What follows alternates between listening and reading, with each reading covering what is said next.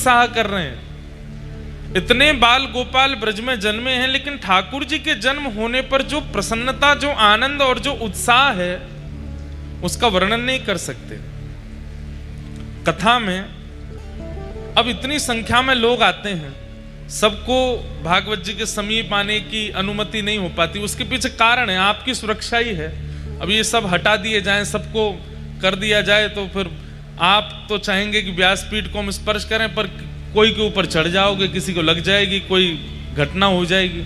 इसलिए थोड़ी व्यवस्था रखते हैं कि सब थोड़े आनंद करें। लेकिन फिर भी पीछे खड़े हुए व्यक्ति भी जब नंद आनंद उत्सव मनाते हैं तो उनको भी सुख मिल रहा है। जिनको बैठने की जगह नहीं मिली, वो बाहर खड़े होकर के सुख ले रहे हैं, छतरी में खड़े होकर के सुख ले रहे हैं। सोचिए, ये सामान्य आज की स्थिति में हम लोगों को इतना सुख मिल रहा है। जिस समय ठाकुर जी प्रकट भय होंगे ब्रजमंडल में, वह समय स्थिति कहा भाई। अवाद्यंत विचित्राणी वादित्राणी महोत्सवे, जो वाद्य बजाने के नहीं होते उनको भी बजा रहे हैं और ब्रजवासी सब आनंद मना रहे हैं। कोई अपने हाथ में शंख बना करके शंख की ध्वनि निकाल रहा है, कोई अपना मुख फुला करके गाल ही बजा रहा है, कोई किसी के कंधा पे बैठ करके सिर बजा रहा है, कोई को बहुत बड़ा पेट है तो वह के पेट ही बजा रहे हैं, थाली बजा रहे हैं, कांसे बजा रहे हैं, कटोरी बजा रहे हैं, जो हाथ पड़ रहे हो सब बजा रहे हैं और नाच रहे हैं, गा रहे हैं। नंद घर आनंद भयो जय कन्हैया लाल की। अपने हर ब्रजवासी ने अपने घर के बाहर कदली वृक्ष लगाए हैं, केले के वृक्ष। अपने घर के बाहर चौक पुरा रहे हैं। ब्राह्मणों को बुलाकर के वेद मंत्र ध्वनि अपने घरों में करवा रहे हैं। ब्राह्मण भी पूछ रहे हैं, बोले लाला नंद बाबा के भयो आप काहे को करवा रहे हो? बोले पतो ना, जब ते ये लाला भयो नंद जी को, तब ते वायु में ही आनंद आ गयो है, तब ते सूर्य चंद्र की किरण में ही आनंद आ गयो है। ऐसा लग रहा है कि जादना ते लाला भयो बस कितनों प्रेम ते रो लें, कितनों नाच लें, कितनों हंस लें, ऐसी स्थिति हो गई है। और सब ब्रजवासी आनंद कर रहे हैं। यशोदा मैया ने कितने दिनों तक तो लाल जी का मुखमंडल नहीं दिखाया किसी को भी। क्यों? मेरे हृदय को लाला है, मेरो नीलमणि है, मैं कोई को काय को दिखाऊं? नंद बाबा ने प्रार्थना करी, अरे यशोदा, ये सब ब्रजवासी खड़े हैं, सब देखवे के काजी आए लाला को। नंद रानी यशोदा लेकर के गई अटारी पर जाकर के, जैसी गोद में लाला लेके आई, ब्रजवासी हल्ला करन लगे, जय जयकार करन लगे, मैया मुखमंडल दिखाई दे। मैया ने मुख नहीं दिखायो, नेक वस्त्र हटाए के लाला के चरण दिखाए। बस चरण देख करके ही ब्रजवासी इतने आनंदित है गए, मैया या लाला के चरण इतने कोमल, इतने सुंदर लग रहे हैं, या को मुखमंडल कितना सुंदर होए को, नेक दिखाए दे। मैया बोली नजर लग जाएगी, अभी ना दिखाए रही। 6 दिन तक ठाकुर जी का मुख नहीं देखा किसी ने, यशोदा मैया दिखाई नहीं रही हैं। तब योजना बना करके ठाकुर जी ने पूतना बुलवाई, और पूतना जैसे ही आई तो सबको कथा पता है कि पूतना का जैसे पयोधर पान किया, विशाल हो गई, तो नंद भवन से बाहर अपने आप ठाकुर जी आ गए। और जैसे ही पूतना के पयोधर को पीते हुए ठाकुर जी बाहर पधारे, विशाल पूतना का स्वरूप हो गया। 84 कोस में दूर दूर तक सबने ठाकुर जी के दर्शन कर लिए, सबको लाल जी दिखाई दे गए। ऐसे ठाकुर जी दिखे। बाद ना पहली बार ठाकुर जी निकले हैं। छठ पूजा जिस दिन थी, ठाकुर जी की छठी पूजी गई, उसी दिन ठाकुर जी के दर्शन सबको भये। इसलिए नाथद्वारा में और कई जगह छठ उत्सव और सुंदर मनाते हैं ठाकुर जी का, क्योंकि आज प्रथम दर्शन भये लाल जी के। नाथद्वारा में और हमारे पुष्टि मार्ग के कई स्थानों पर तो छठ उत्सव ठाकुर जी का जन्माष्टमी से एक दिन पहले करते हैं। आज जन्माष्टमी है, मानो कल जन्माष्टमी है, तो आज छठी उत्सव आज करेंगे। उल्टी रीति भाई, जन्माष्टमी के 6 दिन बाद छठी होनी चाहिए, पहले एक दिन कैसे हो जाता है? तब आचार्य चरण कहते हैं, बोले इतनो उत्सव मनो ब्रजमंडल में कि मैया भूल गई लाला की छठी पूजनो, जब जन्माष्टमी दोबारा आई तब कोई वयोवृद्ध ने आके बताई, मैया कल लाला 1 वर्ष को है जाएगो। अरे कल तो अष्टमी है। बोले हाँ, लेकिन मैया तुमने लाला की छठी तो पूजी नहीं। तो मैया बोली अब क्या करूं? तो बोले तो आज पूज लो, कल लाला 1 वर्ष को होएगो, आज पूजो। वाह प्रणाली सो आज तक पुष्टि मार्ग में कई स्थानों पर एक दिन आप पहले छठी पूजा लाला की। अनेक भाव है, लेकिन हमारे व्रज को एक बहुत सुंदर भाव है। कहा वृषभानु बाबा और नंद बाबा ये दोनों बचपन के सखा हैं, बाल सखा हैं, किशोरी जी के पिताजी और लाल जी के पिताजी। और ये दोनों जमुना जी स्नान करवे जामे और एक दूसरे के हाथ पकड़ करके जमुना जी में गोते लगामे और हर गोता में कहें हमारो तुम्हारो प्रेम बनो रहे, हमारे परिवार को प्रेम बनो रहे। नंद बाबा कहें तुम्हारो बरसानो खूब आनंद करे, वृषभानु बाबा कहें तुम्हारो नंदगाम गोकुल खूब आनंद करे। अंत में गोता लगा के कहें अगर हम में तो एक के लाला और एक के लाली है जाएगी तो या मित्रता को हम संबंध में परिवर्तित कर देंगे और एक दूसरे के समधी बन जाएंगे। ये बात कहती भानु बाबा के नेत्र सजल है जाते। बोले मेरी तो एक ही इच्छा है। बोले कहा लाला आपको हो, लाली मेरी होए। मोहे तो लाली को पिता बननो है। बंधुओं ये वृषभानु जी कौन है पता है आपको? सूर्य। सूर्य ही वृषभानु बाबा बनकर के आए हैं। प्रसंग आता है कि जब भगवान ने मोहिनी रूप धारण किया, मोहिनी रूप क्यों धारण किया है तो पता है सबको? क्योंकि समुद्र मंथन में अमृत निकला था, उसको लेकर के दैत्य भाग गए। तो भगवान ने कहा कि इनको रिझाने लुभाने के लिए हमको लाली बनना पड़ेगा। वही हुआ, मोहिनी बनकर के जैसे ही ठाकुर जी आए, इतने सुंदर बनकर के आए, राक्षसों ने सीधा अमृत कलश हाथ में दे दिया। बोले तुम पिलाओ, तुम्हारे हाथ से पिएंगे। मोहिनी भगवान बोले पहले देवताओं को पिला दूं। क्यों? अरे अमृत कलश है ना, ऊपर पतला पतला है, नीचे गाढ़ा है, पतला पतला इनको पिला देती हूं, गाढ़ा गाढ़ा तुमको पिलाऊंगी। दैत्य सब बोले तुम जैसे चाहो पिला दो, हम तो तुम्हारे हाथ बिक गए हैं। इतने सुंदर बन के आए ठाकुर जी। कहते हैं केवल दैत्य नहीं, देवता भी ठाकुर जी के रूप पर मोहित हो गए थे। कई लोगों को यह बात अनुचित सी लग जाती है। हमारे देवादिदेव महादेव जब मोहिनी भगवान प्रकट हुए ना, तो मोहिनी रूप देख, वो तो जानते हैं कि नारायण ही हैं और मेरे इष्ट हैं। मोहिनी भगवान के पास गए, बोले मैं तुमसे ब्याह करूंगा। मोहिनी भगवान बोले नारायण हूं मैं, देवताओं दैत्यों के लिए आया हूं। बोले जो भी हो, अब तो हम आपसे ब्याह करेंगे। आप इतने सुंदर बन के आए हो, हमसे ब्याह कर लो। इतने सुंदर लग रहे थे। अरे वरुण जी, चंद्र जी, जितने देवता हैं सब पीछे पड़ गए मोहिनी भगवान के। पर मोहिनी भगवान को माया करनी पड़ी, नहीं तो देवता ही पीछे हो गए थे। बोले तुम्हारे लिए नहीं, दैत्यों के लिए बन के आया हूं मैं। लेकिन कहते हैं कि जब मोहिनी बनकर के ठाकुर जी आए, सारे देवता उनसे ब्याह करने की इच्छा रख रहे थे, लेकिन एकमात्र सूर्य थे। उनके चित्त में क्या इच्छा हुई? सबके मन में इच्छा है इतनी सुंदर पत्नी हो, पर उनके मन में इच्छा थी इतनी सुंदर बेटी हो, मेरी बेटी, मैं इतनी सुंदर पुत्री का पिता बनूं, ये मुझे सौभाग्य मिले। मोहिनी भगवान और किसी के भावना पर नहीं रिझे, लेकिन टेढ़ी नजर से सूर्य नारायण को देखने लगे। बोले आप जो सोच रहे हैं मुझे बहुत भा रहा है। तो बोले पूर्ण कर दीजिए ना। बोले करूंगा। कब करेंगे? बोले द्वापर में जब हम कृष्ण बनकर के आएंगे, तब आप ही वृषभानु बनकर के आएंगे और आपके यहां मेरी ही आह्लादनी शक्ति। आह्लादनी शक्ति मतलब कुछ अलग नहीं है बंधुओं। आह्लादनी शक्ति किसको कहते हैं? जैसे हर व्यक्ति का एक्साइटमेंट व्यक्त करने का एक तरीका होता है। जैसे किसी को बहुत खुशी होती है तो वो नाचता है, किसी को बहुत खुशी होती है तो वो रोता है, किसी को बहुत खुशी होती है तो वो चिल्लाता है, चीखता है, दौड़ता है, खेलता है, कुछ खाने जाता है, घूमने जाता है। सबका अपना तरीका है अपनी प्रसन्नता व्यक्त करने का। जब परम पिता परमात्मा श्रीमन नारायण जब उनके चित्त में अत्यंत आह्लाद होता है तो उनका आह्लाद वो प्रकट नहीं कर पाते, वो जमा होता जाता है, इकट्ठा होता जाता है। ठाकुर जी मन में विचार करते हैं कि इसको कैसे प्रकट करूं, इसको कहां व्यक्त करूं।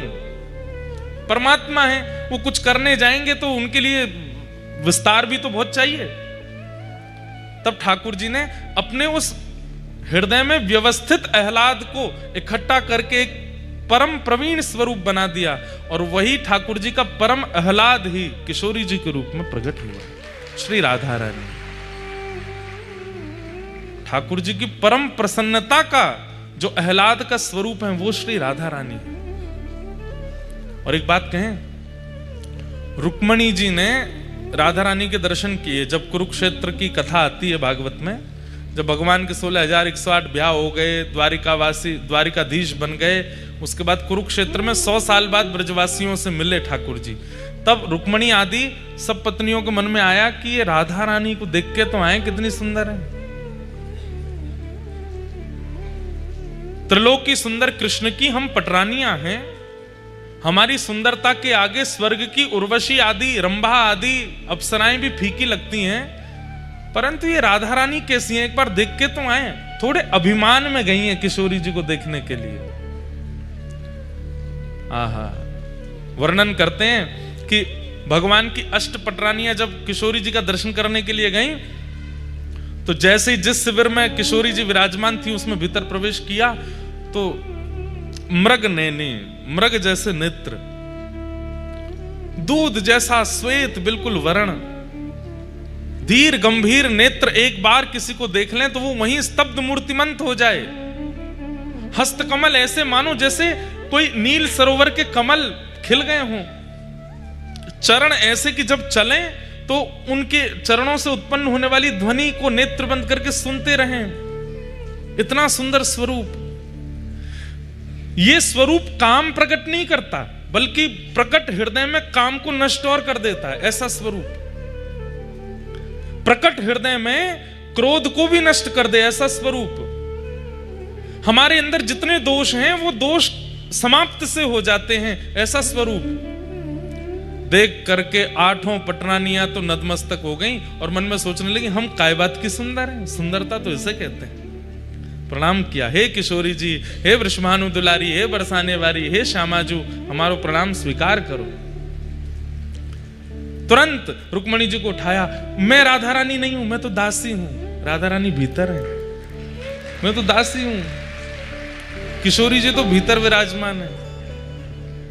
8 में से 4 तो वहीं से लौट गए। बोले जब दासी की सुंदरता हमसे सहन नहीं हो रही है, किशोरी जी को कहां देखेंगे हम। 4 ने प्रयास किया और भीतर गई, तो बाहर जिसे देखा उससे भी अतीत सुंदर। बाहर वाली की सुंदरता तो दोष नष्ट कर रही थी, अंदर जिसको देखा उससे दोष नष्ट तो हुए, बल्कि गुण प्रकट होने लगे। दया, प्रेम, शीलता, ये सारे जो अच्छे गुण होते हैं उसका दर्शन करके वो प्रकट होने लगे। बोले निश्चित किशोरी जी हैं। प्रणाम किया, बोले आप किशोरी जी? बोले नहीं नहीं, मैं दासी हूं। किशोरी जी भीतर है। 2 वहां से भी लौट गई। बोले कि अब किशोरी जी को नहीं सहन कर पाएंगे हम, ये तो दासियों ने हमारे मान का मर्दन कर रखा है, किशोरी जी क्या करेंगे। कहते हैं अंत तो गत्वा रुक्मणी जी पहुंची बस, और जैसे ही रुक्मणी जी ने प्रवेश किया, असंख्य, संख्या गिनी नहीं जा सकती, इतनी असंख्य सुंदरियां चारों ओर बैठी हैं, और उन सबकी सुंदरता में विशेषता यह है, एक की भी सुंदरता काम प्रकट नहीं कर रही है, सबकी सुंदरता गुण प्रकट कर रही है, नेत्रों से अश्रु प्रकट कर रही है, दीनता प्रकट कर रही है, दैन्य प्रकट कर रही है। और उन सब के मध्य में एक सिंहासन पर तप्त कांचन गौरांगी श्री राधे वृंदावनेश्वरी श्री किशोरी जी विराजमान है। रुक्मणी जी देखते ही मूर्छित हो गई, बेहोश हो गई, सुंदरता सहन नहीं कर पाई, इतनी सुंदर। किशोरी जी के रूप का कहां वर्णन करूं मैं।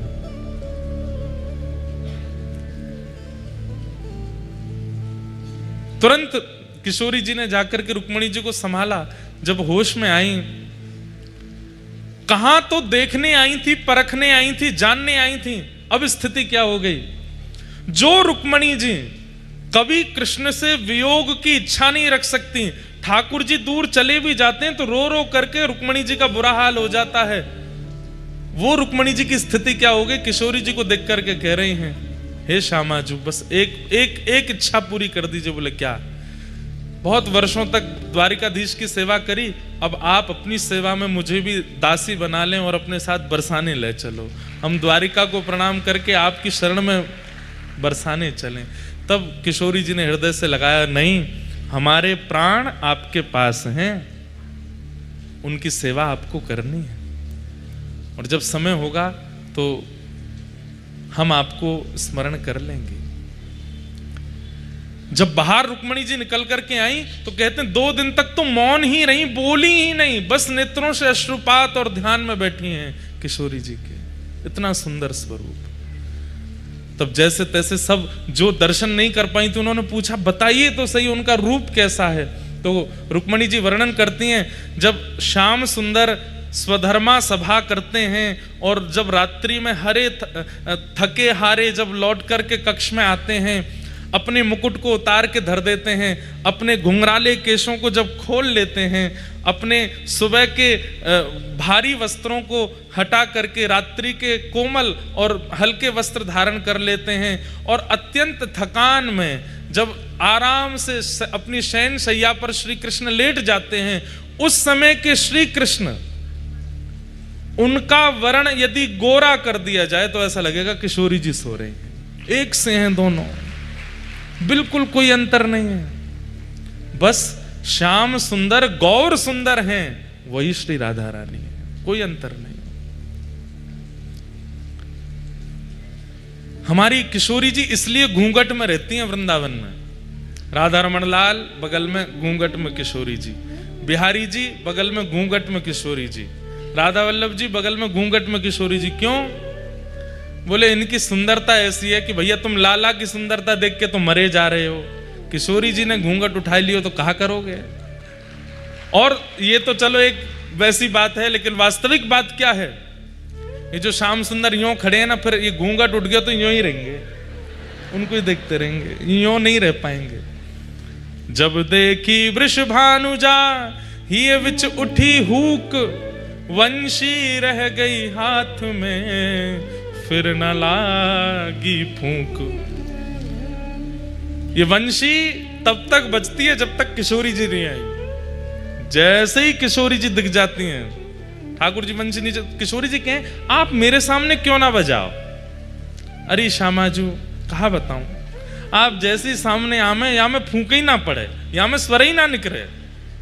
तो इसलिए किशोरी जी क्या करती हैं, सघन कुंज में छुप करके वंशी सुनती हैं ठाकुर जी की। क्यों? वो जैसे ही आती है वंशी बंद हो जाती है। बड़ी लीलाएं भैया, ब्रज की अंतरंग लीलाएं, उनका कहां तक वर्णन करें, एक से एक अद्भुत लीला।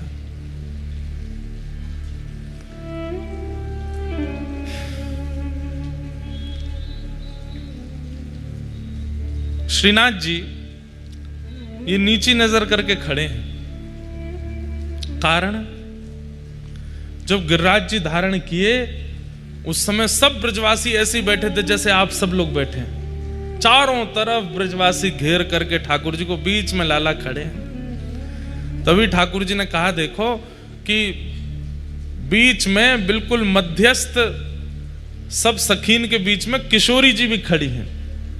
ठाकुर जी बोले जय बढ़िया है, लाडली जी सामने खड़ी हैं, इनके रूप लावण्य को दर्शन करूं। तो किशोरी जी को देख रहे हैं ठाकुर जी, गिरिराज जी धारण करके नीचे खड़ी हैं, या हमारे ये स्वरूप है, ऐसे नीचे नजर करके किशोरी जी का दर्शन कर रहे हैं। हमारे जयदेव महाप्रभु तो गीत गोविंद में कहते हैं, अभिनव जलधर सुंदर धृत मंदर है, श्री मुख चंद्र चकोर जय जय देव हरे। बोले भैया लाल जी ने इंद्र ते कही है कि तू 7 दिना नहीं, तू जब तक तो पे है ना सके तब तक वर्षा कर तो ही रहे। जयदेव महाप्रभु कहते हैं, बहुत सुंदर बात है, ध्यान से सुनो। जयदेव महाप्रभु बोले, हे महाप्रभु जगन्नाथ जी एक बात बताओ। बोले क्या? आपने गिरिराज जी उठाए, सबको पता चल गया कि आप भगवान हो, इंद्र को पता नहीं चला। और इंद्र ने इतनी बुद्धि विवेक नहीं रखी कि 7 वर्ष का बालक 7 कोस लंबे चौड़े गिरिराज जी को एक उंगली पर धारण कर रहा है, यह सामान्य मानव तो नहीं कर सकता, ये परमात्मा ही होंगे। और यदि इतना भी इंद्र को पता नहीं चला तो काय बात का देवराज है वो।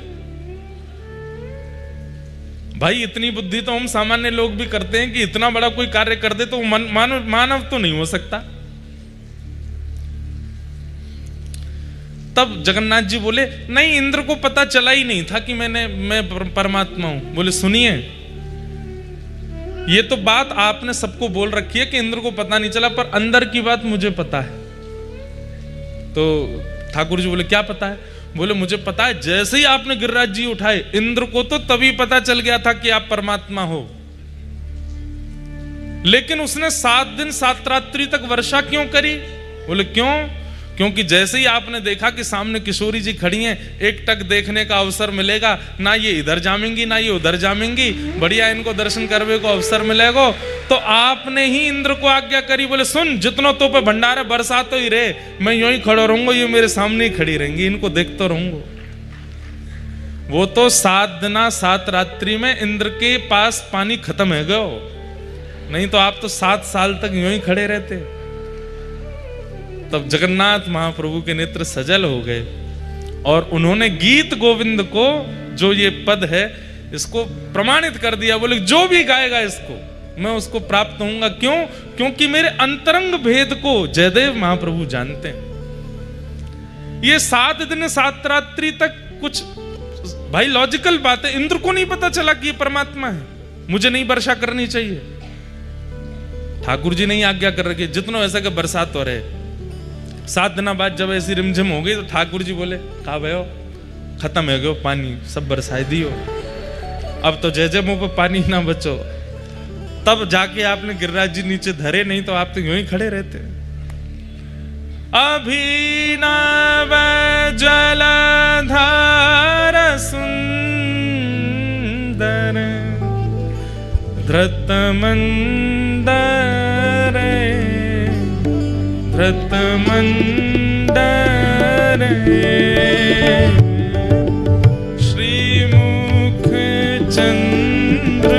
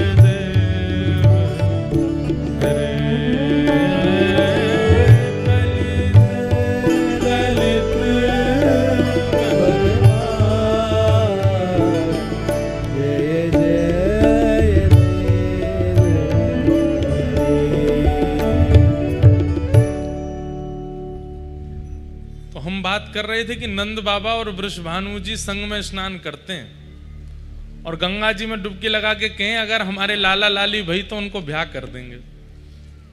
अब वृंदावन में 2 रीति चलती हैं। एक रीति के अनुसार तो किशोरी जी 1 साल पहले भई हैं ठाकुर जी से, और एक रीति के अनुसार किशोरी जी 1 साल बाद भई हैं ठाकुर जी के। दोनों रीति अपनी जगह ठीक हैं। कई लोग बड़ों माने, कई लोग छोटों माने, पर अब जो हम लीला सुनेंगे उसमें किशोरी जी छोटी हैं ठाकुर जी से। तो वृषभानु बाबा के यहाँ खबर पहुंच गई। बोले कहा नंद जी के लाला भयो है। जैसे ही सुनी नंद जी के लाला भयो है महाराज, तुरंत वृषभानु जी ने अपने सब मंत्री आदि सब इकट्ठे किए, खूब डलियान में सामग्री भर भर के, और महाराज टोपी कुर्ता लेकर के, बढ़िया सुंदर श्रृंगार, गले के हार और रत्न आदि लेकर के, और पहुंच गए भानु बाबा। अब जगह जगह से बधाई आ रही है। नंद बाबा अटारी पर खड़े हैं। अटारी पर खड़े होकर के जैसे ही देखे भानु बाबा आए हैं, बड़े प्रसन्न, नीचे दौड़ करके आए, भानु बाबा को हृदय से लगायो। अरे भैया, आप सबकी कृपा से लाला भयो है। भानु बाबा बोले यही मारे तो हम सामग्री लेके आए। बोले इतनी सामग्री? हाँ भैया रखो सब सामग्री। सामग्री रखी तो जब उठा के देखी तो बालक को जन्म हुए खिलौना आमे, बालक को जन्म हुए तो बतासे आमे और सब सामग्री आमे, पर यहाँ पे खिलौना नहीं आए हैं, तो दुल्हा के जो सामान होते हैं वो आए हैं। पहनने के वैसे वस्त्र आए हैं, वैसे ही कुंडल आए हैं, वैसे गले के बगनखा आए हैं, सिर की पाग आई है, पावन की छोटी छोटी जूती आई हैं, और एक दूल्हा का जो आवरण होता है वो सब आया है। नंद बाबा बोले सामग्री तो बहुत आई, पर ये तो कुछ अलग सी है। तो हमारे जमाई राजा भय हैं, उनके काजे लेके आए हैं, और हम तो टीको करके जाएंगे। मतलब ठाकुर जी के जन्म है तो दूसरे दिन सगाई है गई ठाकुर जी की। और सुनो, सगाई तो भाई, लाली तो अभी भाई ना, बहू को जन्म ना है भयो, पहले ही सगाई है गई है। नंद बाबा के आंखन में आंसू आ रहे हैं, और यशोदा मैया तो कह रहे देखियो ये कैसो लाला भयो हमारे यहाँ। बोले क्यों? अब भाई लाली को जन्म ही ना भयो, भानु बाबा की अभी कोई लाली है ही ना, और ये तो पक्की करके आए। पंडित जी पूरी पीली चिट्ठी आदि सब लिख रहे हैं ठाकुर जी के नाम पे, बढ़िया पक्को है गयो संबंध। नंद बाबा तब तो कुछ बोले नहीं। ठाकुर जी को टीको है गयो, गले में हार पहना दियो, छोटी सी अंगूठी पहना दी, पावन में जूती पहना दी, सिर पर पाग पहना दी, और जैसे जमाई के पांव छूमे ऐसे पांव छू छू करके, और भैया पलना में जमाई राजा झूल रहे हैं, ससुर जी परिक्रमा कर रहे हैं, वंदन कर रहे हैं। नंद बाबा तो देखते रहे, कुछ बोले नहीं, भावुक हो रहे हैं। पर थोड़ी देर बाद जब भानु बाबा आए, बधाई हो, अब तो हम समधी है गए। समधन जी राम राम। यशोदा मैया भी कहे सब ठीक है भैया, लेकिन नंद बाबा पूछ बैठे एक बात बताओ। भानु बाबा बोले कहा मैं बुरा मत मानी हूं। बोले ना मानूंगा। देखो सौगंध है, बुरा मत मानी। बोले ना मानूंगा। तुमने लाला को टीको कर दियो, अंगूठी पहना दी, सब कर दिए, रिश्तो पक्को कर दियो, सगाई कर दी, पर बहू कहाँ है? हमारी बहू को जन्म तो भयो ना अभी, और जहां तक मोए खबर है अभी दूर दूर तक कोई संकेत भी नहीं है कीर्ति मैया के। तो ये आप ये पक्की अक्की करके चले गए हो, कैसे या होगो कैसे? बोले कि देखो ब्राह्मणन ने संग लेके आया हूं, और शास्त्रन में बताए गए रीति रिवाजन के अनुसार मैंने सब संबंध कर दियो है, टीको कर दियो, जूती पहना दी, अंगूठी पहना दी, सब पक्की कर दी, सगाई है गई, ब्राह्मणन की साक्षी में सब मैंने कर दियो। अब जमाई तो मेरे लाला बन गयो है, अब जमाई की पूर्ति करवे के काज देवतान को लाली भेजनी पड़ेगी मेरे घर। अब तो लाली को आनो ही पड़ेगो। यमुना मैया, गंगा जी, यमुना मैया, गैया और सब ब्राह्मणन की सन्निधि में मैंने लाला को टीको कियो है। अब इन सबन की जिम्मेवारी है कि लाला की सगाई है गई है, मैं ससुर बनूंगा। अब ससुर तब बनूंगा जब लाली होगी, तो लाली इनको देनी पड़ेगी। या हमारे मैं तो पक्की करके आया हूं कि अब लाली होएगी, अब तुमको भरोसा लाली ही होएगी। सब बाहर जैसी बात खबर हवा की तरह, ऐसी बातें तो बहुत जल्दी फैल जाती हैं। वैसे कितना अच्छा कर रहा है व्यक्ति संसार में, वो कितना दान कर रहा है, कितना पुण्य कर रहा है, कितने भले कर रहा है, उसकी बात नहीं फैलेगी। लेकिन एक तो उसने गड़बड़ी क्या करी ये बात, और किसका कहां कैसे संबंध सगाई कहां हो रही, ये बहुत जल्दी फैल जाती है, हवा की तरह फैलती है। बाहर हल्ला मच गया, बोले अरे बधाई हो बधाई हो। बोले काय बात की बधाई? बोले लाला भयो, बाकी तो बधाई चली रही है, अब काय की बधाई? बोले लाला को संबंध भी है गए हो, लाला की सगाई है गई। सब ब्रजवासी नंद घर आनंद भयो गा रहे थे, अब क्या गा रहे हैं? नंद मेहर घर धोटा जायो, बरसानेते टीको आयो। नंद मेहर के यहाँ पे लाला भयो और भैया बरसानेते टीको आ गयो, बधाई हो, सबन को बधाई है लगी, लाला की सगाई है गई। ये हमारे ब्रज में ऐसो कह में छठी ते पहले तो लाल जी की सगाई है गई, छठी नहीं पूजी है, ऐसे लाला है। एक वर्ष बाद, एक वर्ष एक महीना बाद, लगभग 13 महीने बाद भानु बाबा के यहां लाली ने जन्म लियो। श्री किशोरी जी को जन्म भयो, श्री राधा रानी को जन्म भयो। आहा,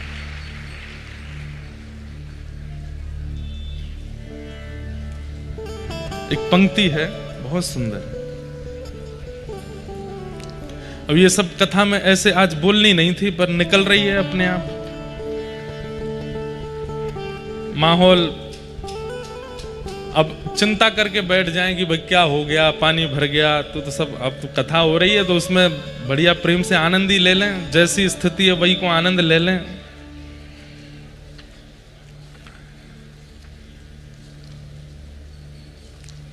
जब किशोरी जी को जन्म भयो तो नंद बाबा ने मन में ये विचार करी, और यशोदा मैया तो कहते जा 1 साल के लाला हैं, गोद में लेकर के मैया बढ़िया सुंदर पीतांबरी और धोती पहना के, टोपी पहना के ले जा रही हैं।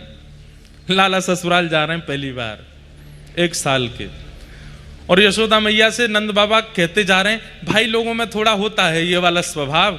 वो कह रहे हैं देखो हमारे लाला को जैसो नंदोत्सव भयो ना वैसो नहीं हो रहा होगो बरसाने में, हमारे लाला जितनो थोड़ी है रहोगो, हमारे लाला के उत्सव में तो ये भयो ये भयो ये भयो, सब उनको लग रही है कि हमने ज्यादा बढ़िया कियो, बरसाने में इतना बढ़िया नहीं है रहोगो। ठाकुर जी मंद मंद सुन रहे हैं सबरी बात, बोले कि भैया ससुराल में हमारी नेक और बढ़िया है जाएगो तो आनंद आ जाएगो। तो जैसे ही बरसाने आने लगे, समीप पहुंचने लगे, तो जैसे वर्षा में नीले बादल आकाश में दिखाई देते हैं, थोड़ी दूर बचा है बरसाना, पीले पीले पीले केसरी गुलाबी और ऐसे विचित्र विचित्र रंग के बादल दिखाई दे रहे हैं आकाश में। तो नंद बाबा बोले एक गुलाबी बादल तो पहली बार देखो मैंने, एक केसरी बादल तो पहली बार देखो, पीरो बादल पहली बार देखो, हरो बादल पहली बार देखो, ये कैसे ऐसे बादल है रहे? तो बताए, बोले भैया भानु बाबा के लाली के जन्म में इतनो वीर गुलाल उड़ाया गयो, इतनो दही केसर कीच उड़ाई गई कि वे उड़ते उड़ते आकाश तक पहुंच गई और आकाश के बादल भी रंगीन है गए। नंद बाबा जब पहुंचे हैं तो कहा देख रहे हैं, बरसाने की नालीन में, जो नाली होती है, बरसाने की नालीन में भी केसरिया रंग की धार बह रही है। इतनो केसर, इतनो चंदन, इतनो अबीर, इतनो गुलाल, ये सब बांटे गए। और महाराज लाला जब भयो ना नंद बाबा के, तो नंद बाबा एक अटारी पर बैठ गए और सबंत कह दी अपने अपने घर से बर्तन ले आओ, जितनो बड़ो बर्तन उतने लड्डू दूंगो। लेकिन यहां का हैरो है, यहां पे एक कोने में तो भानु बाबा बैठ करके बर्तन भी दे रहे हैं बड़े बड़े, और फिर उन बर्तनन में भर भर के लड्डू भी दे रहे हैं, रतन दे रहे हैं, आभूषण दे रहे हैं। महाराज इतनो सब देख करके नंद बाबा बोले, अरे मेहर मुंह को तो लगी हमारे लाला को उत्सव बढ़िया भयो, लेकिन ये वृषभानु बाबा की लाली के उत्सव के आगे तो ऐसा लग रहा हो कोई छींटा होगा हमारे लाला को उत्सव, इतनो बृहद उत्सव। ठाकुर जी बड़े खुश है रहे, ससुराल आए हम पहली बार, बोलनो जाने ना है, एक दांत निकल आए हो बस। मैया लेकर के गई, खूब सारे आभूषण लेकर के आई हैं श्री जी को पधराने के लिए। सोने के पलना में श्री लाडली जी पौड़ी हैं, झूल रही हैं। जैसे ही किशोरी जी को दर्शन कियो, आहा, जितने आभूषण, जितने रत्न, जितनी मणि लेकर के आई, सब फीके लगन लगी। मन में विचार करने लगी कि ये सब तो मैं कहां दूंगी, अरे या लाली के लैया तो ये सब मणि रत्न आभूषण सब फीके या के लैया। मन में बड़ी व्यथित है गई कि मैं लाली की सुंदरता की योग्य कोई वस्तु लेके नहीं आई अपने साथ में, और जबकि असंख्य सैनिक और असंख्य ब्रजवासियों के संग डलियाओं में भर भर के रत्न लाई हैं, लेकिन वो सब किशोरी जी की सुंदरता के आगे फीका लग रहा है। राधा रानी नंद रानी बड़ी व्यथित है गई, बोले अब मैं तो लाली के काज कछु लाई ना योग्य। इतने में गोद में बैठे हुए ठाकुर जी ने अपने आप भारी करन लगे, बोले मैया मैं बैठो तो हूं रतन, तू और रतन ने काय को देखे मुंह पे नेक ध्यान दे। अब मैया नेक नेक में संभाले लाला है, ऊंचो करे फिर लटक जाए नीचे। मैया को ध्यान ही ना जा रहा लाला पे, वो सोच रही कोई रत्न नहीं लाई। अरे नंद बाबा, हमारे गोकुल में ऐसा कोई आभूषण नहीं है, ऐसा कोई मणि नहीं जो वृषभानु लाली को दियो जा सके। ठाकुर जी फिर चोटी पकड़े, हाथ पकड़े, खोचा मारे, नेक मोह तो देखो मैया। धीरे ते मैया डांट वे के कहा है इतना उधम मचावे। और जैसे ही ठाकुर जी को देखो, ठाकुर जी मंद मंद देख रहे हैं मैया को। अचानक तो मैया के मन में आयो लाला और जेरी लाली। मैया बोली अरे मेरे नीलमणि तो बढ़िया रत्न कौन होएगो। तुरंत ठाकुर जी लिए और श्री किशोरी जी के ऊपर 8 बार बारे, जैसे कोई की नजर उतारे ऐसे ठाकुर जी 8 बार बारे, और 8 बार बार करके किशोरी जी के पलना में ही लाल जी सुवाए दिए। जैसे ही सुवाए हैं महाराज, आकाश से पुष्प वर्षण होने लगे। शंकर जी रूप बदल करके आ गए, सबन के नेत्र सजले। या झांकी को देखवे के काजे छोटी सी किशोरी जी हैं, बगल में नेक्स से लाल जी हैं, एक ही पलना में पौड़े हैं। आज पहली बार जुगल दर्शन है रहे हैं, और वह दर्शन को करवे के लिए प्रगटी श्री राधा रूप अगाधा, सब सुख साधाना वे।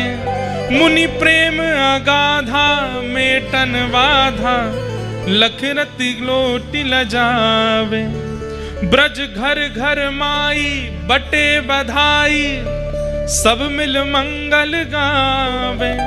कीरत बड़ भागी अति सुख पागी, पुरजन करत बढ़ाई। सुर नर मुनि हर से सुम नहीं बरसे, चढ़े विमान आए।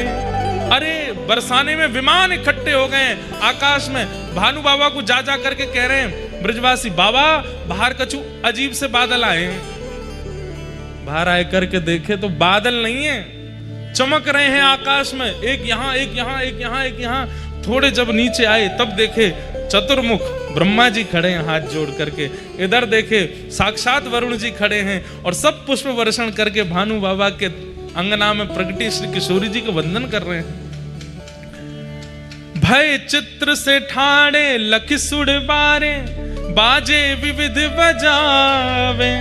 नारद सनकादि शिव ब्रह्मादि, भृगुआदिक मुनि जेते। इंद्रादिक जे जहां सुन नर ते, तहां आए सजन समेत। सब मिलकर जोरे करत निहोरे, जय जय भानु दुलारी। जय कीर्ति कुमारी जय हरि प्यारी, जय जय सुखदातारी।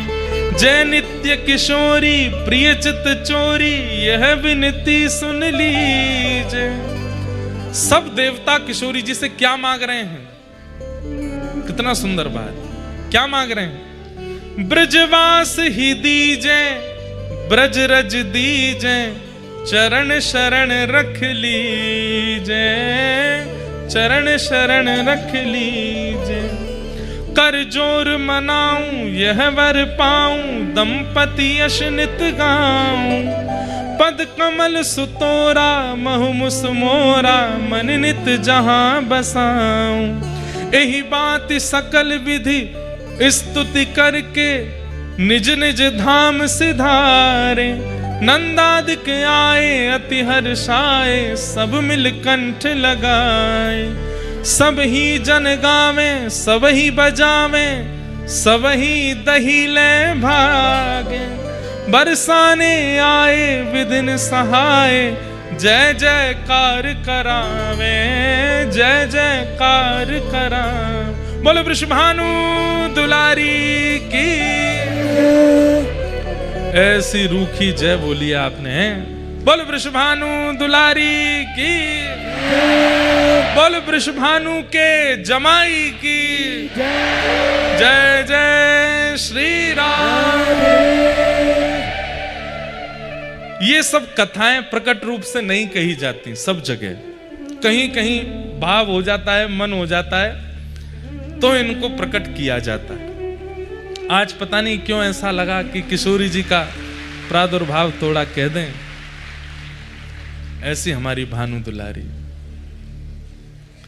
अब आप लोग तो इतनी अव्यवस्था में भी इतने भाव से बैठे हो, हमारे तो मन हो रहा हम क्या क्या सुना दें आपको।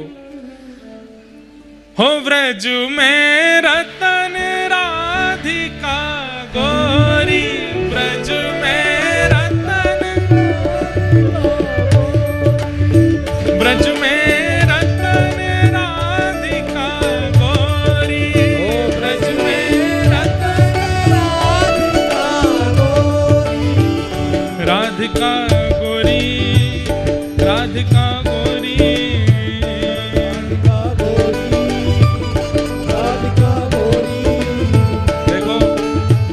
अपने रिस्क पे खड़े होना, जगह गिर जाएगी फिर आपकी।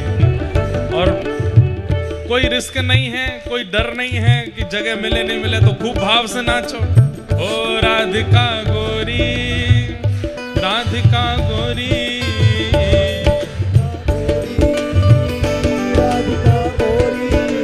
ओ राधिका गोरी, राधिका भोरी, राधिका गोरी, राधिका भोरी।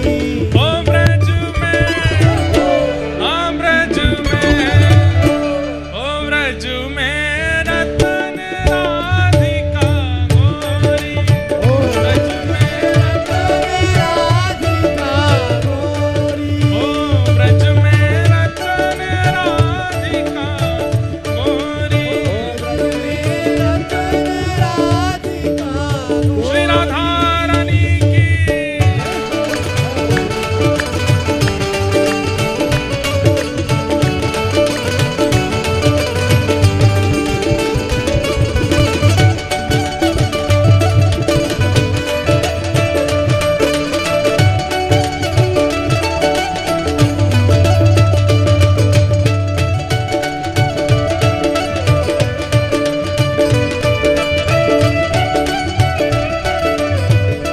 तो भैया अब ब्रज की रतन किशोरी जी हैं, तो फिर रतन को चुरावे को कौन? ठाकुर जी। हर लीनी वृषभानु भवन ते, हर लीनी वृषभानु भवन ते, हर लीनी वृषभानु भवन ते, हर लीनी वृषभानु भवन ते, वृषभानु भवन ते, वृषभानु भवन ते, ओ हर लीनी वृषभानु भवन ते, हर लीनी वृषभानु भवन ते। कौन? नंद सुवन की जोड़ी, नंद सुवन की जोड़ी, ओ नंद सुवन की जोड़ी, नंद सुवन की जोड़ी। ओ ब्रज में, हाँ ब्रज में, ओ ब्रज में रतन राधिका गोरी, ओ ब्रज में रतन राधिका गोरी, ब्रज में रतन राधिका गोरी, ब्रज में रतन राधिका गोरी, ओ राधिका गोरी, राधिका भोरी, राधिका भोरी, राधिका भोरी, ओ राधिका गोरी, राधिका भोरी, राधिका गोरी, राधिका भोरी। ओ ब्रज में, हाँ ब्रज में, ओ ब्रज में रतन राधिका गोरी, ओ ब्रज में रतन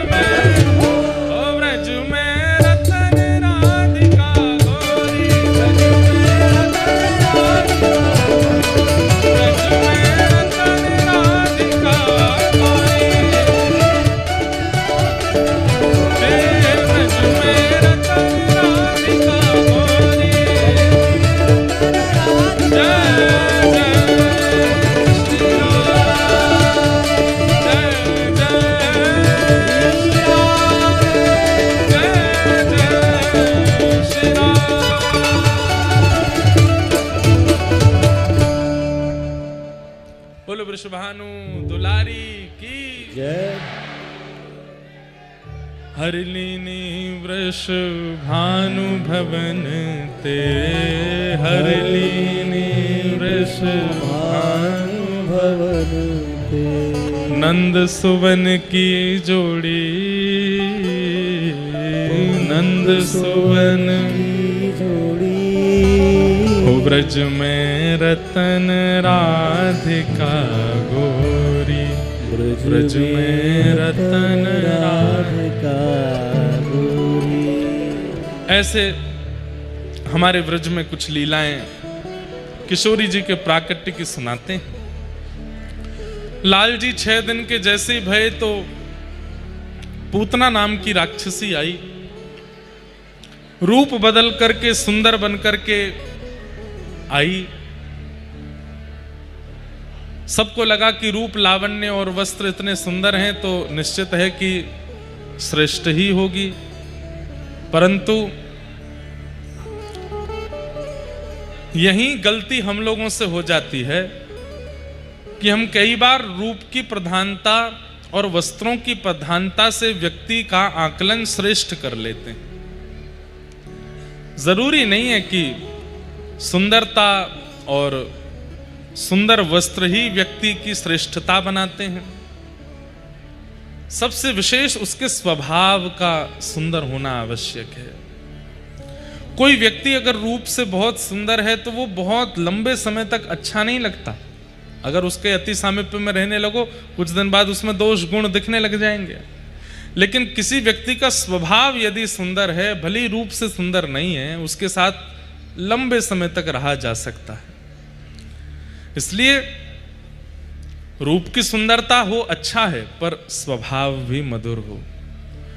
अब पूतना बाह्य रूप और बाह्य वस्त्र तो ऐसे पहन के आई कि किसी ने उसको रोका ही नहीं, सब उसको जाने दे रहे थे, जाओ जाओ जाओ, भीतर जाओ, बैठ जाओ। लेकिन जब यशोदा मैया के पास जाकर के ठाकुर जी को गोद में लिया, कहते हैं कि सब रूप पूतना के मुखमंडल को देख करके रीझ गए, लेकिन ठाकुर जी नहीं रीझे। ठाकुर जी ने अपने दोनों नेत्रों पर हाथ रख लिए, नहीं देखा। क्यों? कई कारण हैं। पहला कारण कि पूतना वास्तविकता छुपा करके आई, और वो ठाकुर जी को बिल्कुल प्रिय नहीं है जो अपनी वास्तविकता छुपाते हैं। वास्तविकता छुपाने का अभिप्राय मतलब सामान्य बातों में, अब ऐसे तो चोर भी अपनी वास्तविकता छुपाते हैं, डाकू भी अपनी वास्तविकता छुपाते हैं, लेकिन सामान्य रूप से जैसे हम आप जैसे लोग, हम लोग भी अपनी वास्तविकता छुपाते हैं। ठाकुर जी के सन्मुख हैं तो लोभी, हैं तो कामी, हैं तो क्रोधी, हैं तो मोही, लेकिन ठाकुर जी के सन्मुख ऐसा आडंबर करेंगे कि हम बहुत श्रेष्ठ हैं, हम तो बड़े दीन हैं, बड़े दुखियारे हैं, हम तो बड़े सरल हैं। ठाकुर जी को वो अति प्रिय नहीं लगते। ठाकुर जी कहते हैं दिखावा और अपनी वास्तविकता छुपाने वाले लोग मुझे प्रिय नहीं। जैसे पूतना, भैया ठाकुर जी वैद्य हैं और वैद्य के सामने अपने बीमारी स्वीकार की जाती है, बताई जाती है। अब जैसी भी बीमारी जो भी है बता दो, वैद्य तभी तो इलाज करेगा।